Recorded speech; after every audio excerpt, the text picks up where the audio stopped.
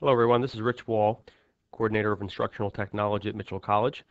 This brief tutorial will be on how to use the basic functions of the Epsilen course management system. By now, each of you should have received an email from your instructor that has an invitation to the course that you'll be taking using Epsilen. Prior to that, you would have received an email from Epsilen with your ID and password. So this video will assume you have your ID and password and you have received the invitation to the course. For a quick review of how to get to the Epsilen site, from the main Mitchell webpage, you're going to want to click on Current Students. You'll then click on Learning Management. Then click on Epsilen.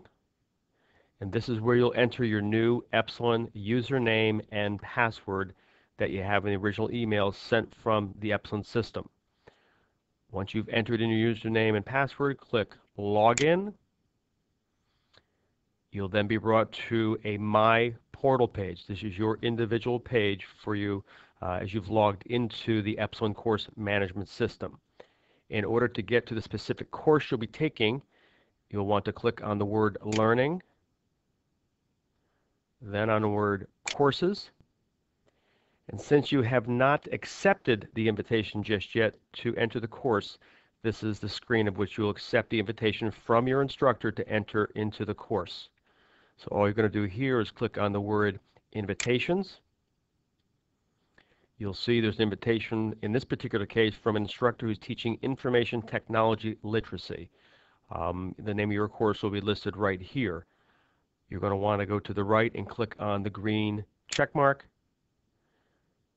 You'll see your student first name and last name. In this case, we have test student as a student, first name, last name. You'll then click on the word accept. And you are now entered into the course. But before you actually go into the course tools, you'll be asked to read any of the announcements that have been made by the instructor with regards to posting of new resources or information about the course. Once you've gone through and read each one of these announcements, you'll then want to click on the word Continue. Once you do that, you'll then enter into the main home page for the course. And again, in this case, this is Information Technology Literacy. Again, you'll see the announcements here on the main part of the page. You'll find information about what's new. For example, there's a new forums posting, and I'll take you through that in just a second. Then also on the right-hand side, you'll see other class members that have joined. So basically, this is your dashboard, for lack of a better word, into the Epsilen course management system for your course. I'd like to have you then take a look here on the left side of the page. All these specific tabs are tabs for capabilities within the Epsilen course management system that your instructor will decide to use or not use. In most cases, instructors do use syllabus. I'll click there. And if you click on the word download, you'll have an option to then download the Word document that happens to be that of your course syllabus. Quite simple. If I then click on the word resources, in this particular case, this instructor has decided to put resources such as Word documents, PowerPoints, links to articles in the Resources tab. And this is where you'll be able to click right on the specific resource and again be able to open it up with either Microsoft Word, PowerPoint, or if it's a link, you'll also be presented with a specific link to the website. We have another tab here called Dropboxes. Many instructors use this area for having students submit their work. In this particular case, the instructor is asking students to submit a PowerPoint presentation, and it's quite simple to do. Basically, the Dropbox gives you the option under the Action button here to upload a specific file.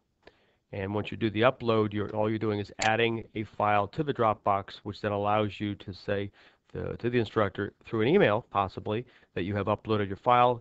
If not, your instructor is notified of the fact that you have uploaded the file. Again, all this information here with regards to Dropbox and resources will be listed in the course syllabus in most cases. If not, your instructor will have emailed you how he's going to be using some of these resources.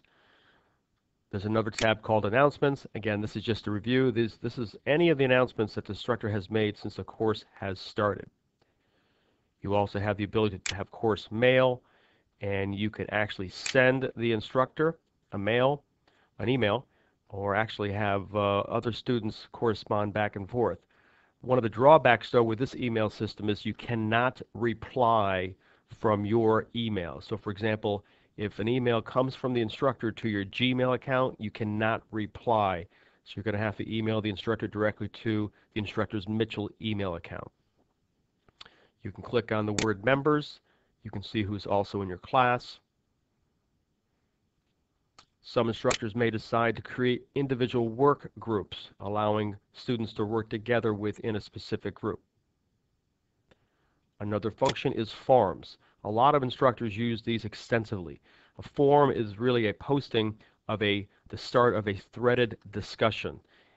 In this particular case, let me click on this one here, and the instructor has asked the students to describe their experiences using PowerPoint. So if you've ever had a chance to post to a blog, it's similar to posting to a blog, but in this particular case with a forum, it's directly linked to a threaded discussion.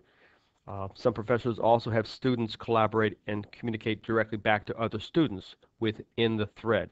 Again, your instructor will share with you how he's going to use or she's going to use forums within your course.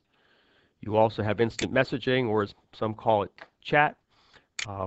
We can have a general lobby. Many instructors use this function for virtual office hours. We have some situations where we have students who need to access the instructor late in the evening. An instructor may have an hour in the evening or an hour in the morning or midday where they have an open course lobby. You can also have an individual one-to-one chat with your instructor when they are online. A lot of great tools here. So that overview there of these tabs on the left side pretty much are the core functions of the Epsilen course management system. What I would encourage you to do, though, the most important thing is to download the syllabus. And the syllabus will have all the respective information with regards to the Epsilen tools and how your instructor is going to be using the tools. I'm available, again, this is Rich Wall, to help with any of your technical questions that you have with Epsilen, specific to the functionality. Questions about the actual course should be referred to your instructor. I can be reached at area code 860-629-6157, or on email, it's wall, WALL_R, at mitchell.edu. Or if you're on campus, you can visit me at the Duquesne Center, and I'm in room 211.